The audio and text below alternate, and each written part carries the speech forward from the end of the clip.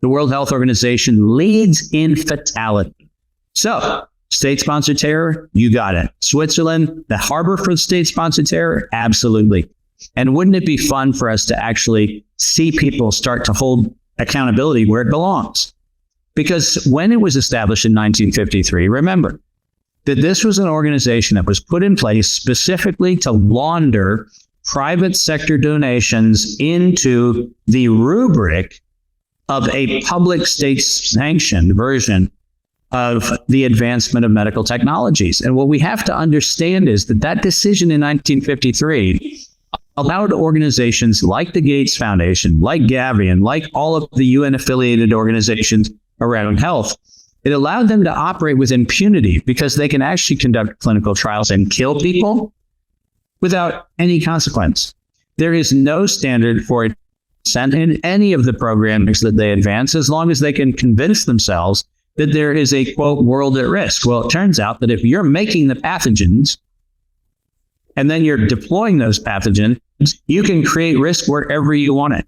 And the great news is, because of the articulation of the history and the message of the World Health Organization, beginning, ironically, about a year ago, when a number of Europeans got together and invited me to do a tour of European countries where I made this presentation several times, we are succeeding in the undermining of the result, not only of the treaty, but I'm starting to see cracks where a number of people are starting to question whether the World Health Organization is actually a legal operation in the first place. And I want to see those cracks open up into full fissures, and I want the thing to fall apart, because it has to, because it is a criminal institution and we need to see it end. And how is Bill Gates involved? Well, Bill Gates is the largest check writer among the what are called non-state actors. Now, the reason why that's kind of a nonsensical truth, and what I just said happens to be true if you look at their annual report, but there's a problem with what I just said, because every country, not every country, I should correct that, most countries that actually financially support the World Health Organization have two line items for support, Brian. There's actually the appropriated support that comes out of the state budget. Whatever the country's budget is, there's a line item that goes to the World Health Organization, or just in some cases through the UN to the World Health Organization. But in each one of those, there's also a corporation acting on behalf of the country. And this is where it gets really squirrely, because you can't actually decipher what the heck is the source of that money. It's like political action committees in the United States or in other parts of the world, where donors can donate to this corporate entity, but nobody really knows who that entity really is. So when we say that Gates Foundation is the largest donor, that's objectively true in terms of non-state actors. But we actually don't know whether they're also acting on behalf of states, also supporting things. Because if you go back and you look at the financial data for some of these corporations that are state actor corporations, it turns out that the Gates Foundation's fingerprints are on a lot of those too. So they may be not only one of the largest donors, they may be the largest donor for all we know. We don't know, because the transparency of those state actor corporations is not disclosed. Regardless, what we know is that the World Health Organization and the Gates Foundation are interchangeable. They're alter egos when it comes to the core of the mission of what they want to do. And if you don't have that locked in, go back and read the 2011 publication, Decade of Vaccines, because it is in that document where World Health Organization and Gavi are interchangeably used. It is Gates's organization plus World Health Organization, and they are written as though it's not like a partnership. It's written as though they're alter egos. And if you look at both of them, you find out that they are both advancing exactly the same objective at exactly the same time. I think what's happened as a practical matter is an enormous number of people have decided that because they're concerned about the brand recognition problem, looking like you're too Gates-ish, there's this way of distributing the Gates brand risk across enough platforms where it appears to be that it's just a big philanthropic organization rather than the alter ego front, which it is. So Jim Rickards has just recorded a video that's not available to anyone in the public, and he's going to be talking about how this upcoming recession is going to be fast, it's going to be bloody, it's going to be nasty. But at the same time, he's going to show you how you can position yourself to profit from all of this chaos. Now, we've made this video only available to our viewers. Go to londonreal.tv/Jim. Watch that immediately. I can't say enough good things about Jim Rickards. He understands the global economic system better than any guest I've ever had on London Real. His predictions are almost uncannily true, and you can learn how to profit from his vision, from his expertise, and his understanding of economics. So go to londonreal.tv/Jim or click the link below. It's an excellent, excellent look on what's going to happen in the future and how you can position yourself to profit from that. Jim is one of the best in the business, one of my favorite guests on London Real, and he's very, very good at predicting the future and showing us all to profit from it. So click the link, and I hope you enjoy.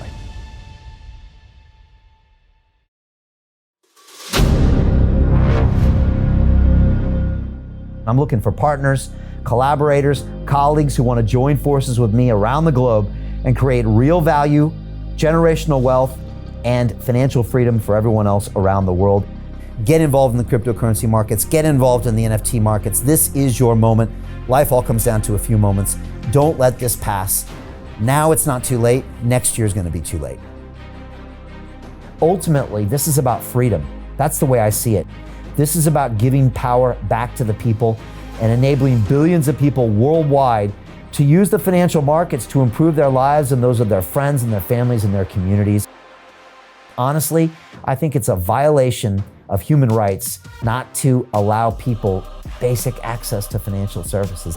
Because right now people are being kept in the dark, they're being robbed of education, and it's a travesty. And so I'm looking for people that want to join me and be a part of this solution. And that all happens inside the DeFi Academy. The gains my students are making are absolutely amazing. Double, triple digit gains in the first month alone. That's amazing. This will change your life. Now is the time to get involved. I'm going to tell you exactly how my students in my academy made money in the last 30 days. I'm talking about real trading results. And let me just whet your appetite a little bit. Let me hit you with some numbers. I'm talking Brendan from New Zealand is up 68.77% on the month. Steve from Europe up 83%.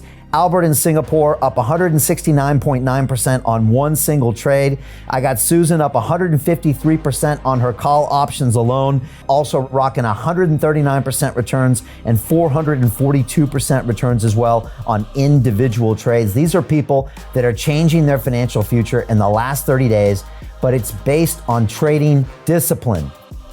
I've graduated over 500 students from inside my academy from over 54 countries around the world. It's amazing. When it comes to crypto, DeFi, and blockchain, we love this space. We truly believe it's the future. This is down to our core. It's authentic to what we're doing, and everybody can tell through the camera because you can't make this stuff up. If you're watching me now, wherever you are, I implore you, take 60 seconds right now and join my academy. Apply today. Now you've got a chance. Life all comes down to a few moments. What are you going to do? What's the choice that you're going to make?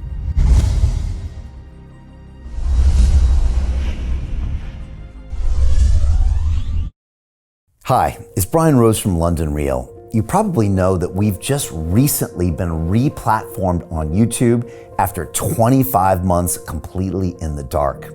The truth is, I really need your help. What I really need you to do is click on that subscribe button right now, like this video, and maybe even leave a comment or share the link with friends. We're really fighting against an algorithm that's tried to keep us quiet for so long. And the more subscribers we have, the more people watch our content, the better guests we can bring you, the better content, and we can continue transforming lives. We've been doing this for 14 years now.